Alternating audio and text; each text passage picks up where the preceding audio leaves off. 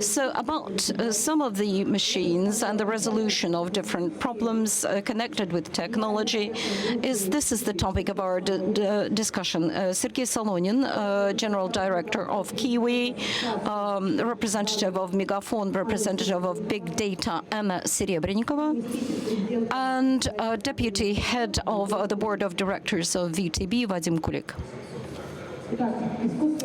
So artificial intelligence is a very complex subject for discussion.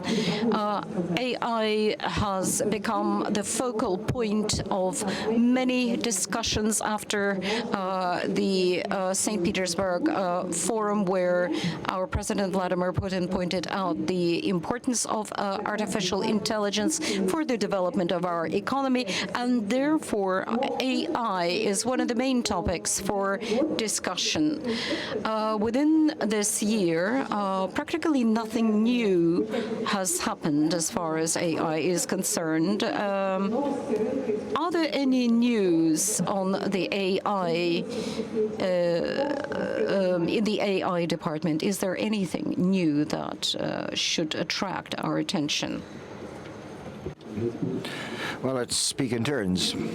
Yeah, Sergey, you're the first. Well, I want to say that what's happening with AI cannot be measured in 1 year.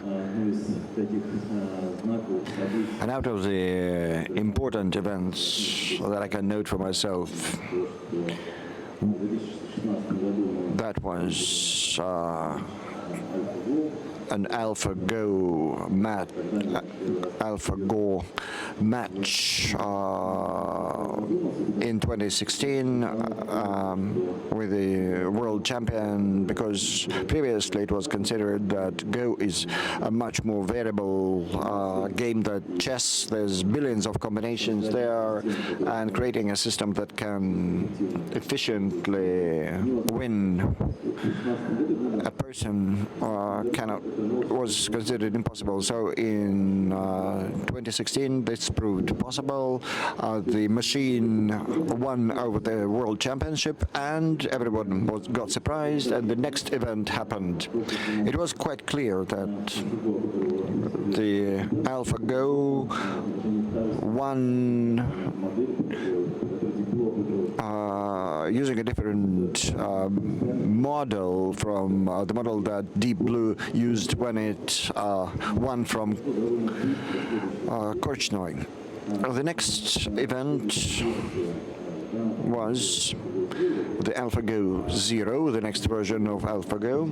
AlphaGo Zero did not play with people. That was a distinction. It only played with machines. So there were two neural networks that learn from one another, that play with one another. And about 2 years ago, AlphaGo Zero won from the neuron network that won from the world champion 100-0. So they learn from one another. So everything is developing very fast. We cannot but see it, because those are not products that we see in the shops. But this is something that is maintained on company levels, and recently quite a lot of companies joined us and started doing something about AI, although we do not see the material representation of that. Maybe my colleagues will correct me. So what happened this year from the standpoint of AI development? Well, first of all, we all learned that we needed AI. Previously, startups, the Skolkovo, Bauman University knew about it, and the most advanced companies knew about it. Now everyone knows it, including grannies on a bench. And that's important for Russia, because Russian economy has a number of specific features. In particular, there's a very market state participation, and so when the Russian players get together and start supporting AI projects that puts money into this industry, it creates a field for experiment, and certainly in this case this support was very important. You know, Sberbank is the leader in this area. It signed an agreement with the government about that, and so on. I can't tell you what it means from the standpoint of technology development, but I can say that when we develop projects in the area of AI, we as a group attracted a lot of interest from major clients. And that's very important because, most importantly, we need to create a market so that such projects develop, because apart from the interesting game issues, AI optimizes routine processes, reduces costs, and has a lot of practical applications. I don't know where you want to meet it to understand that it exists, but probably in a short while, when a strong AI is developed, you can even learn its name. Periodically, when somebody calls me on the phone, a person that I don't know, I ask, "Are you a robot?" And I think that's the most frequent question you ask on the telephone. And maybe in the future you will ask the person whether that person is an AI. But the most horrid thing would be for a government AI to appear. Well, maybe that would be beneficial. Vadim, what tendencies did you notice in the development of AI? Well, as different from a lot of technologies that are hype technologies. Usually, first the technology becomes a hype, then it finds its place in real life. The reverse is true for the AI. A lot of companies, major companies, started to use it in different areas. Well, for instance, the document recognition works in many bank processes. The banks are developing speech recognition very actively, semantic recognition, and everything that relates to modeling retail credit risks, predicting revenues, predicting futures situations. Well, actually, those technologies are 5 years old already. They started as small ad hoc nuclei. But nevertheless, although I mentioned at least 5 important banking technologies, there's many more. And as of now, the artificial intelligence works faster than any other algorithm. It learns faster, it predicts better, and it can be transferred into the area of medicine, for instance, when early diagnosis of tumors, for instance, is a place where AI has some history. You hear about automobiles that or driverless automobiles which keep learning. And like my colleague said, despite the fact that this is not a commodity in a store and it's not a scooter on the street, in reality, everyone who works on technologies understands that this is the basic direction that can change all the processes and give it a new quality. Well, my last thing about conversations, the voice assistant and technologies around it. Really, certain methods work there which transform voice into text or text into voice. And this is not a faraway future. it's something that is gonna happen in 1 or 3 years and would be used by our mobile appliances. And so you've asked a valid question. Well, since all the advanced companies are into the AI, a question arises about an ethical question arises. And artificial intelligence teaches itself. Will a moment come when AI can work against humanity? Well, the simplest example is an automobile that drives without a driver, that uses AI and knocks down a person. Who is responsible for this? How can we avoid such situations? Well,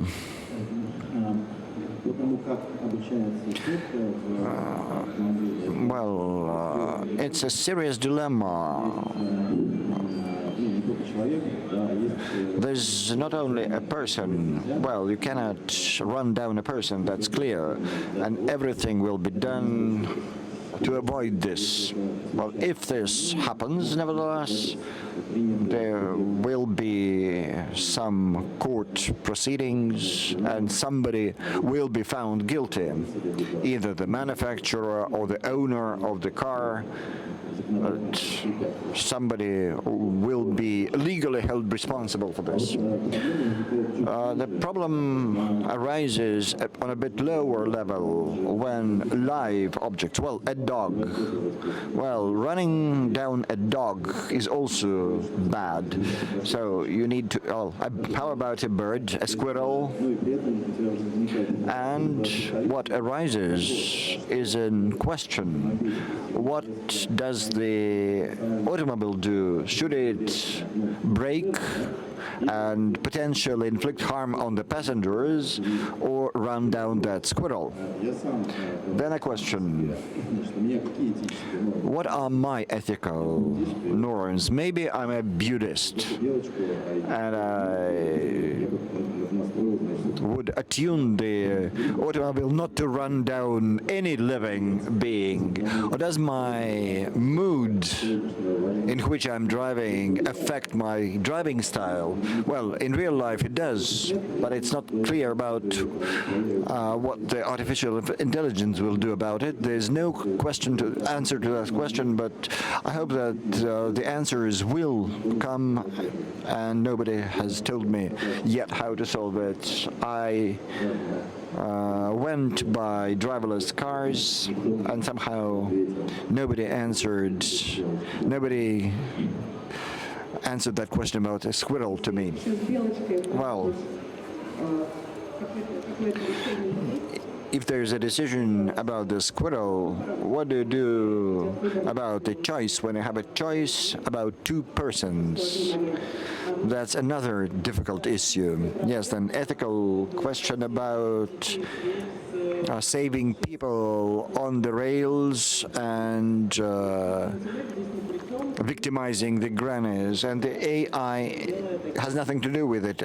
People also have to make such choices. It's also always a difficult choice, and our brain is also based on a neural network, and people are also in situations when they have to make decisions. The application of AI in this case is an issue of trust, it's an issue of experience and a certified algorithm. We don't commission an IT system unless we're certain all the protection mechanisms are there. Then we make a lot of tests and experiments, and we have accumulated quite a lot of data to prove what's safer, the behavior of a human driver or an AI that runs an automobile. So I don't think this issue is related to AI, it's related to a moral choice for for a person, and probably will be looking for an answer to this question throughout the human history, because there's no unambiguous answer. There are different philosophical ideas and different moral systems. Well, maybe persons will figure out about the ethical norms. Let's come back to the reality. And remember, there's a regulator who defines the rules of the games. And from the standpoint of business, are you ready to talk to the regulator who does not always have the time to set up rules for the development of AI? It is my understanding. The question is for me. Well, because we are under government supervision, well, probably we need an aside. About 2.5 years ago, we developed a neural network for credit solutions, which emulated, on the one hand, the actions by the underwriter in unclear situations, and actually made loan decisions. It was not a complex neural network which generated other neural networks and generated algorithms itself. And depending on how the flow changed, on how the incoming parameters changed, depending on the delay, this neural network restructured the algorithm itself or asked the modelist whether they liked the new models. And the first conclusion that we made was that it was great that it could not make decisions separately and could not launch those new models into process, because we might lose control, because we don't understand what it actually does. But as they are neuron networks, so this is uninterpreted mathematical logics that we're dealing with, mathematical logics that we're doing with. So we didn't understand how the models were transformed. In other words, we bred a brain of some sort, and we actually didn't understand why those specific algorithms were generated by this brain. So we have a parallel construction which provides for better models, and we provided a proof of its work and the fact that it excels in its work. But we couldn't actually explain why, and therefore the regulator was hesitant as far as these conclusions were concerned. Therefore, we stepped back. We retraced our steps, and we withdrew the neuron networks and started using other algorithms which were more, which we could interpret, because we couldn't provide an explanation, an adequate explanation. Well, that sounds like science fiction to a certain extent. Approximately 5 years ago, it was very difficult to even imagine that such systems were to be born. But if we look into the future, what can such a network do? Can it provide for the development of certain processes which would be inexplicable for human beings? Yes, well, I can say that when I was traveling, I asked a lot of people about the neural network, and it was interesting for me to find out what people think on the topic of the future for neural networks, and whether neuron networks might develop conscious decisions. And it was interesting for me how people interpret and translate this topic. Well, the majority of people would say that it will, in the future, have its conscience will be able to make conscious decisions and will have a consciousness. That's what the majority of the representatives whom I asked said. And above all, I have friends who work on neural networks in China, and they'd noticed the difference in the behavior of servers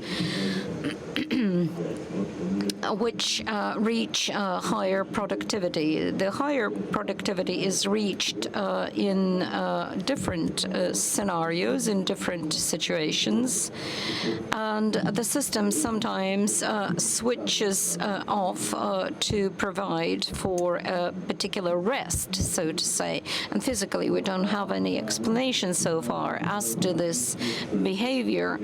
One of the people I talked to said that, are you actually 100% sure that we are not bio-robots ourselves? Maybe there is artificial intelligence in operation right now, and maybe yes.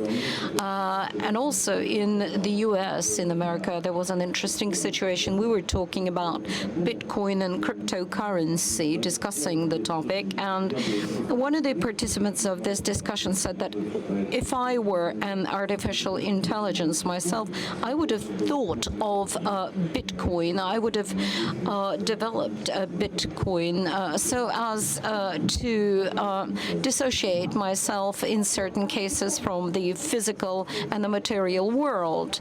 But how will it be developed? Can intellect or artificial intellect, having analyzed big data, disallow people from using certain services? For instance, it will disallow to pay by card for particular products, say cigarettes, for instance. Forbid people buying cigarettes, or disallow this person from traveling to the parts of the world where there are dangerous diseases. In other words, may artificial intelligence actually restrict the freedom of people in the future? Well, actually, you've touched upon quite a number of topics. The first neuron network is learning on the basis of the previous data. It's developing previous data. One of the examples that Vadim has brought forward, depending on the medical data of a particular person, the artificial intelligence will provide its solutions. And this question has to be resolved at the stage of the preparation of data sets. We don't usually discuss this topic at great extent, but it should be one of the prime topics for discussion, because we are teaching these machines and providing for their future work. This is an important aspect. If you are forming your neural network on a particular data set, you will achieve a particular result. In other words, we're not watching the work of the neural network, but we have to take into consideration the whole chain of development and activities. The other point that you have made is who's going to make the decision? Are we going to rely on artificial intelligence to make a decision, or allow ourselves to govern our decisions? As far as personal data is concerned, the system may come to its own conclusion. For instance, I like to talk to people and share my experiences, but the bank has no right to provide other members of the society or the lending system with the personal data, because it is illegal. I would, of course, like my own will and my own freedom to govern my decisions. In my ideal world, this is what it should be like. Well, it is an extreme example to a certain extent, because as to certain corporate processes are concerned, we want our underwriters, our finance consultants, our representatives of marketing to make their conclusions, to come to their own conclusions based on their own assumptions. But there has to be a balance, and there is no universal answer to your question, no comprehensive answer to your question. As far as the regulation is concerned, regulators have the feeling that they have to adopt certain rules because we're all dealing with artificial intelligence and developing it, but they don't know which particular rules to devise. So we have to regulate this process quite rigidly and rigorously. This is the only way, because you think that you're asking a question connected with a particular aspect, but we are answering in a different way, which means that we may be looking at different technology in different ways. So in an ideal world, of course, we would like the person, the human being, to take and make his or her own decisions, but we don't live in an ideal world. Well, currently, there are two sets of circumstances. We all in a particular industry are training a system, a neuron system, in accordance with the tasks and goals that are set before it. And we are feeding the artificial intelligence with a particular data set. Say, a network will be working very well if we provide a system with a data set on poets of the so-called Silver Age, but it won't be able to deal with Shakespeare because it had not been fed the data set relating to Shakespeare and his creations. We're not ready yet to allow the system to evolve itself. So there is a technology that is called learning with a teacher, where the final decision is placed on the shoulders of the human being. In time, as time goes by, the algorithm might work and will look better without the interference of the human being. But so far, the human being cannot be extracted from the process. This is the good news, but there's also some bad news. Professor Chernigovskaya, for instance, is saying it's not a question of whether artificial intelligence will be able to provide and to associate itself with an individual. That is the wrong question to ask. The question is when that will happen, not if. But we still have time, although we are. I don't think we are approaching this moment in time, but nevertheless. As far as ideal situations are concerned, of course there is a person, a human being, who makes particular decisions, but there are certain cases, certain situations, say, one of the journalists wrote a scandalous, wrote an article, and she was blamed for writing an article connected with illegal terrorist material. She had not been to trial yet. She had not been taken to court, but her accounts were already blocked based on the negative social rating. So there you go. There's this problem. I'd like to find out what you think about that. Could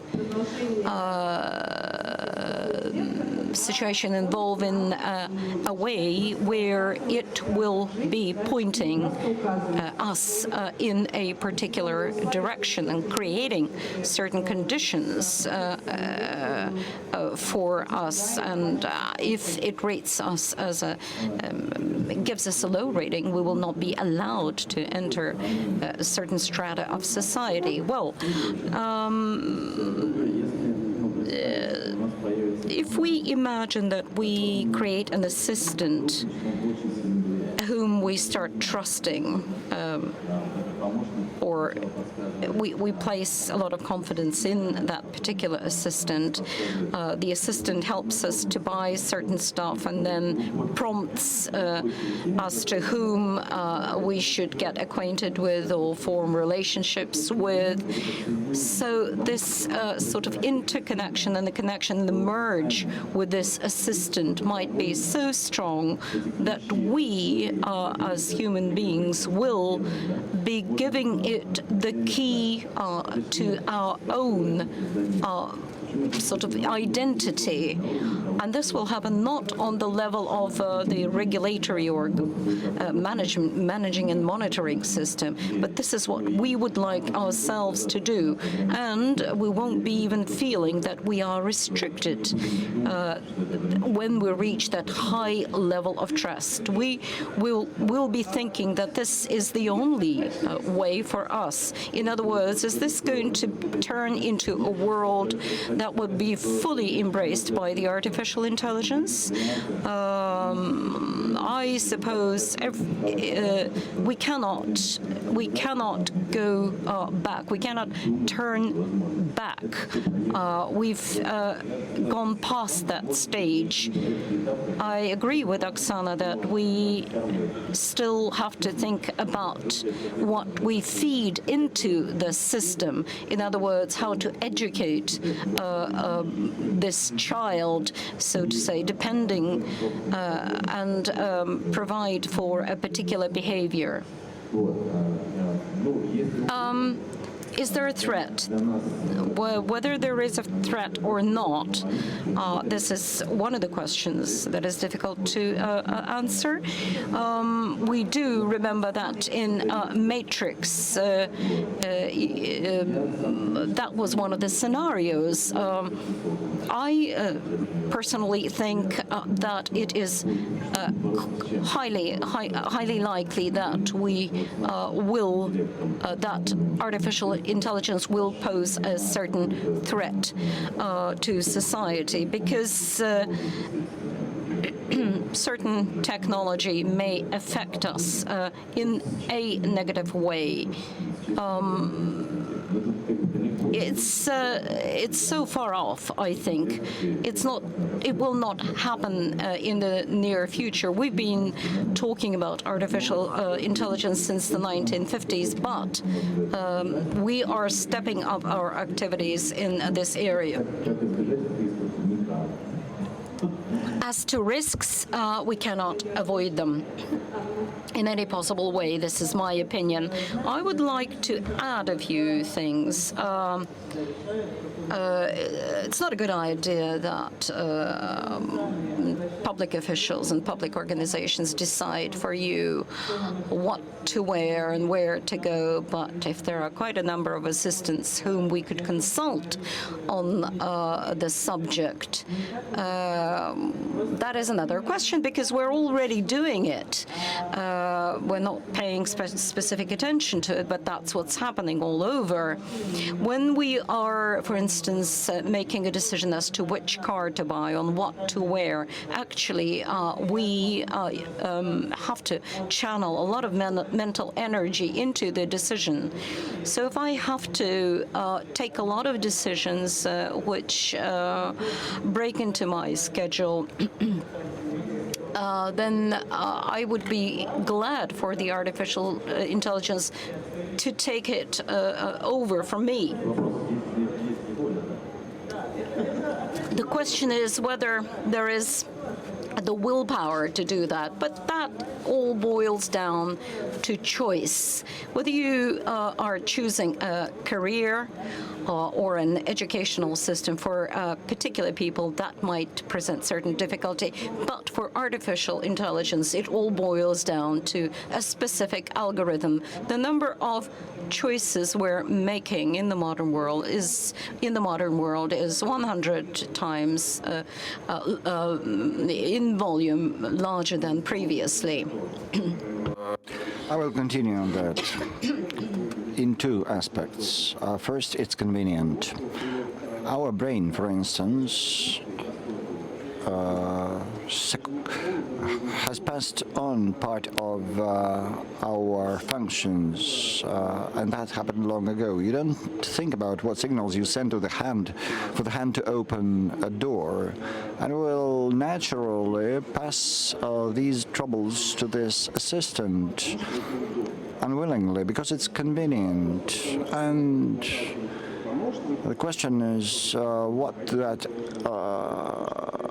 assistant will advise us on and what algorithm they use. That is the question. But those who study brain come to very interesting conclusions. They set a problem. Who makes decisions? Actually, it turns out that in most cases, our conscience inside our brain only allows us and helps us come up with a decision that has been taken on a deep level of that neural network. How is that proved? The identification of tumors, the doctors look at the brain activity and see how see on those images first one level of MOSC switches on, which is responsible for processing that information, that it comes out, and in a second the part of the brain that commands the hand to press the button starts. And there's quite a lot of time between the activities of those parts of the brain. And quite a lot of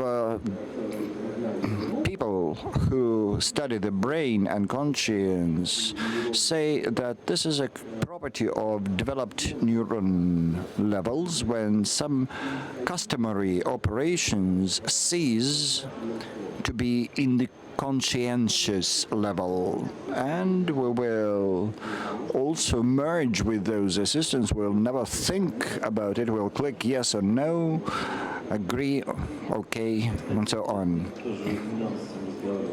Well, I recently talked to a person who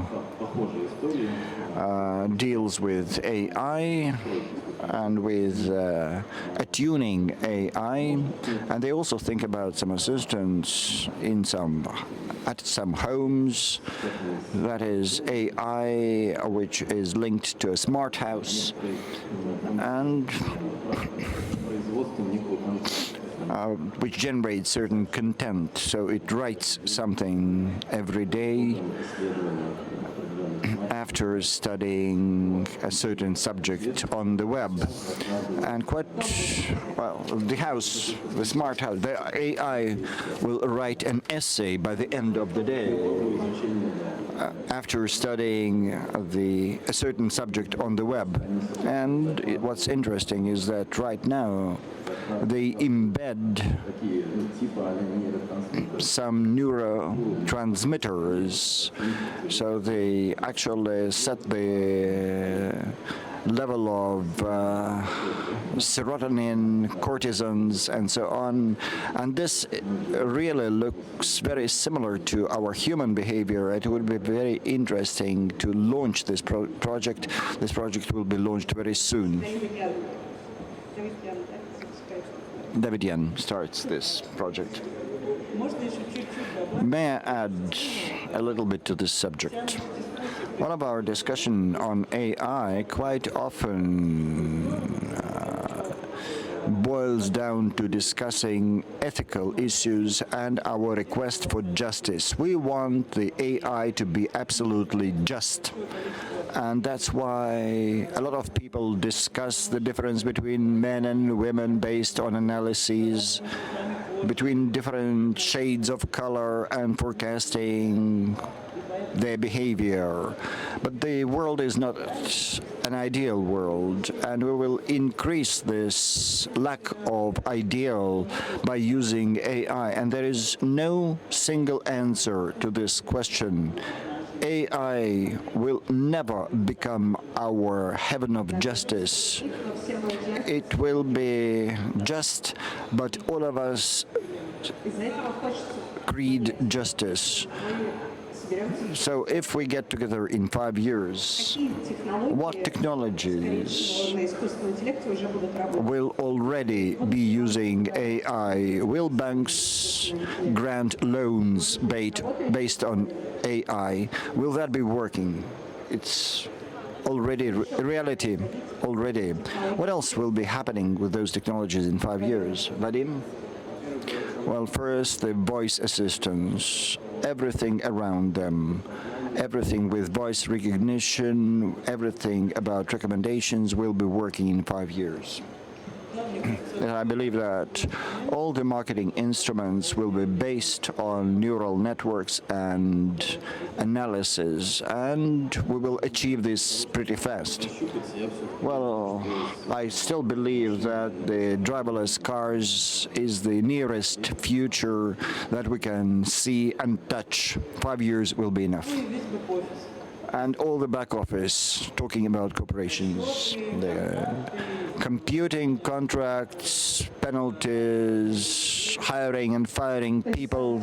So all the routine will be based on AI. I would also add a prediction of your future actions. It will be applicable in many areas, in providing security, everything related to people behavior in the stadium, the smart cities, and so on. So of the AI technologies, it's a prediction of your next move. It's very important for many things. You mentioned marketing. Well, that is what you're gonna buy next time, whether you're gonna behave aggressively in a crowd. That's also predictable using the mimics of your face. So the technology is predicting your next action is the mainstream that will be developing in many applied areas. I can also talk about what may hinder the development of AI, and Anna understands this better than I. I'm very much afraid that in this country there will be an attempt to regulate this territory too early and too strongly. Because what I'm observing, as a company that deals with AI, the companies like mine are dependent on data. Those who work with a maximal amount of data, with a maximal selection, will do better. And so the AI projects, in a sense, must be global, because global projects will win from those who will try to be local. And that refers to medical data and driverless cars. and a lot of other areas. And if we try to replace everything with Russian products, that will kill all the developments. There are very few developments in the AI area. On the one hand, it's inevitable. If you want to compete, you must be global, and otherwise we don't have any chance as a country. We can't compete otherwise, and I see a big problem here. And I do agree. I would develop this idea. Well, good news is that AI is, well, it belongs to the global communities because there are very few proprietary systems. There's a lot of open code. And since it's mainly the young people who work with AI and neural networks, they don't accept regulators and things that we, the older generation, are accustomed with, and that social benefit is produced in that way, and so the AI will develop whatever the regulator thinks. The problem is with data sets, and it's a serious problem, and I agree with Sergey that this dialogue with the regulator must be maintained all the time, and there's a lot of issues about secrets. We are a country that professes a European outlook on law, and there the privacy, the communication secret is something that has been retained since the Second World War, and those values are important for us. But we must understand that the perception of the 21st century of the public outlook on secrets has changed, and we talked to the regulator and did not get a negative answer. Why? Because there is an economic substratum to this, because the market of the big data will increase the GDP significantly. We provided those numbers. The introduction of AI will reduce cost and will improve the competitive advantage of our country. And so it's a trade-off between stringent regulation and possibilities for economy. Well, I would add to this discussion. This discussion has been going on for some time. To continue what Anna said, a person placed pictures in the VK, and are those pictures the person's personal data? The person made a decision to place those pictures on VK or in Instagram, and they decided to make them public. Do those pictures, are those pictures still personal? Do they still need to be protected? And there's quite a lot of issues like that. Like my treatment, my idea of this is that this is public domain already, just like a picture in a newspaper. But the regulator has the opposite view, because it's one's personal page and somebody's personal pictures. And there's a different story about those pictures. You can find out which places the person visited, what car he owns, and you can actually offer lots of products to this person. But unless we merge those data and make them processable, we will be lagging behind, because the speed of learning of those networks and different algorithms related to predictive analysis depends on the amount of data. The more data, the faster the learning. So in order not to lag behind, we need to open that data, to open new classes of data. What's needed right now in order to do that?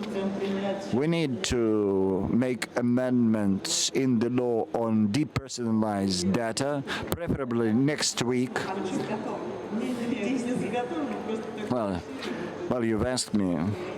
That's what we need to do fast. Why?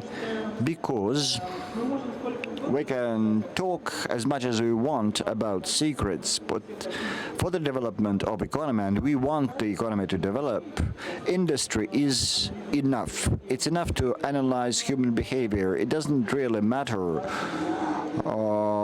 what's my name or what your name is. It's important what you are planning to do, what can be offered to you, and how your life can be improved. And we need to exchange the depersonalized data in order to do that. And that's what my colleagues are saying.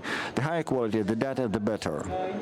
We need to protect the intellectual contribution. You don't need to protect my data if I wrote my data on the wall, but if somebody stores my data and can sell the result of their analysis, well, to Moscow authorities so that they can better plan traffic. So we need to protect that data. Probably we can depersonalize the owner of that car. So it's very important to clearly interpret the notions and not try to regulate what business creates by itself. Do you agree, Sergey? Well, yes, I agree. And should I fantasize about it? What should we do to improve the situation in our country? Well, the basic problem is engineers. Those who will excel in this area will start working for other countries as part of the brain drain. Were I to fantasize, shall we say, I would build or create an experimental area or territory and invite all the leading scientists in this area, in this particular sphere, to come and live in this settlement and create a depersonalized system of entry into this settlement from different countries, take China, India, and Russia. So those people would be creating something new for their own settlement, for their community. But I suppose this is quite difficult to create. I think this would have been an interesting experiment. As I see other people in the auditorium who are listening to us, I can see that it is not a very popular idea, so to say. But yes, well, we don't have enough of big data, of full cycle, so-called full cycle, that would analyze the behavior, the consumer behavior, and all the other data about people. Should I have that, I would create a settlement of the kind where people would share this information. Well, you were saying, Nadezhda, that you think that people, all of us, are not ready to depersonalize our data. What is important is not to run away from reality, not to turn one's back on reality. As soon as we have entered this era, the shape the so-called digitized shape has already been molded. If we just simply close our eyes on reality, this will mean that we are simply running away from it.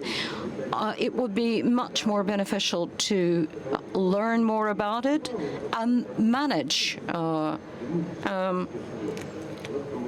We're living with this reality right now. We only think that we are being fully protected, despite the fact that information is already there. So as soon as we realize this, the sooner we realize this, the sooner we understand that on the one hand we need to protect certain data, on the other hand we need to be amongst the top leading industries in the area. So there are 2 billion Chinese. There are only 140 million of us. So can you realize how much information is generated on the basis of a 2 billion population in China? In other words, we are smaller, and our networks will be lagging behind. These are the face recognition methods and voice recognition methods. Initially, the Chinese were lagging behind, but due to the fact that they had created a training and educational system, they'd managed to break through the barriers. So we need to pay specific attention to this aspect. Otherwise, we will lag behind the world. In China, there is a program which allows to provide medical insurance and assistance if the citizens provide their personal data free of charge. In other words, they're all working for the progress of society, so to say. In conclusion, artificial intelligence is flourishing.